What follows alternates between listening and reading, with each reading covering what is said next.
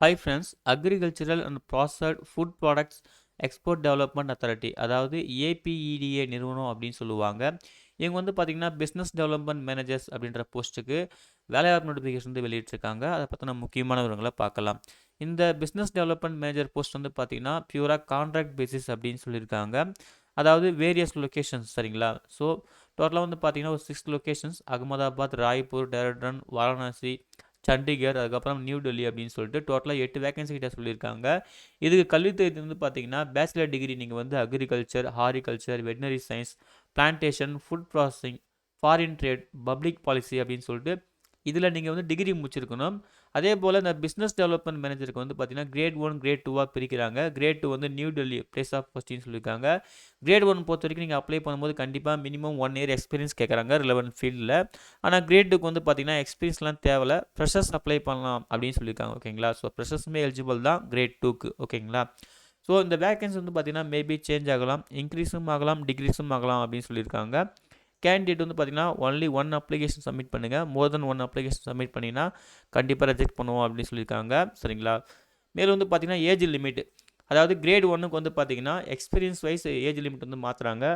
உங்களுக்கு வந்து 1 இயர் எக்ஸ்பீரியன்ஸ்னால் 32 இயர்ஸு, 2 இயர்ஸ் எக்ஸ்பீரியன்ஸ்னால் 34 இயர்ஸு, 3+ இயர் எக்ஸ்பீரியன்ஸ்னால் 35 இயர்ஸு அப்படின்னு சொல்லிட்டு ஒவ்வொரு எக்ஸ்பீரியன்ஸ் வைஸாகவும் பார்த்தீங்கன்னா இந்த ஏஜ் லிமிட் வந்து மாற்றுறாங்க. அப்பர் ஏஜ் லிமிட் வந்து உங்களுக்கு சேலரி வந்து பார்த்தீங்கன்னா உங்களுக்கு 1 இயர் எக்ஸ்பீரியன்ஸாக இருந்தால் 50,000, அதே போல் 2 இயர்ஸ்னால் 55,000, 3+ இயர்ஸ்னால் 60,000 இருக்கும் அப்படின்னு சொல்லியிருக்காங்க ஒரு மாதத்துக்கு. சரிங்களா?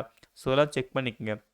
அதுக்கப்புறம் கிரேட் 2 வந்து பார்த்தீங்கன்னா இதுக்கு ஃப்ரெஷர்ஸ் எலிஜிபிள் அப்ளை பண்ணுறதுக்கு ஒரு மாதத்துக்கு 35,400 இருக்கும் அப்படின்னு சொல்லியிருக்காங்க. அப்பர் ஏஜ் லிமிட் வந்து பார்த்தீங்கன்னா 30 வயசுன்னு சொல்லியிருக்காங்க. சரிங்களா? அப்புறம் செலக்ட் ஆகிற கேண்டிடேட் வந்து பார்த்தீங்கன்னா இந்தியாவில் எங்கே வேணாலும் ட்ராவல் பண்ணுற மாதிரி இருக்கும்.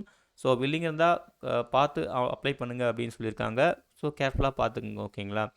மேலும் வந்து பார்த்தீங்கன்னா அதாவது இந்த நோட்டிஃபிகேஷன் கூடவே ஒரு அப்ளிகேஷன் ஃபார்ம் வந்து கொடுத்துருக்காங்க. அந்த அப்ளிகேஷன் ஃபார்மை நீங்கள் ஃபில் பண்ணி நீங்கள் என்ன பண்ணணும்னா செல்ஃப் அட்டஸ்ட் ஃபோட்டோ காப்பீஸ், அதாவது சப்போர்ட்டிங் டாக்குமெண்ட்ஸை அட்டாச்சட் பண்ணிவிட்டு, ஓகேங்களா?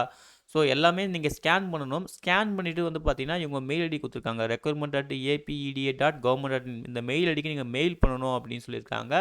ஸோ நீங்கள் மெயில் பண்ணால் நீங்கள் வந்து அப்ளிகேஷன் சப்மிட் பண்ண மாதிரி அப்படின்னு சொல்லியிருக்காங்க. ஓகேங்களா? ஆனால் உங்கள் மெயில் வந்து பார்த்தீங்கன்னா 6 நவம்பர் 2025, சரிங்களா?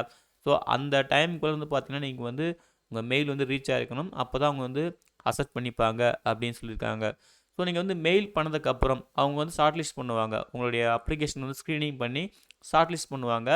ஷார்ட் லிஸ்ட் பண்ண கேண்டிடேட் வந்து பார்த்தீங்கன்னா அவங்க பர்சனல் மெயிலுக்கு வந்து பார்த்தீங்கன்னா அவங்க வந்து இன்டர்வியூக்கான அந்த கால் லெட்டர் வந்து தெரிவிப்போம் அப்படின்னு சொல்லியிருக்காங்க. ஸோ நீங்கள் வந்து இன்டர்வியூ அட்டன் பண்ணுற மாதிரி இருக்கும். உங்கள் மெயில் அடிக்க வந்து அவங்க தெரிவிப்பாங்க, நீங்கள் ஷார்ட் லிஸ்ட் ஆகிட்டா மட்டும். சரிங்களா?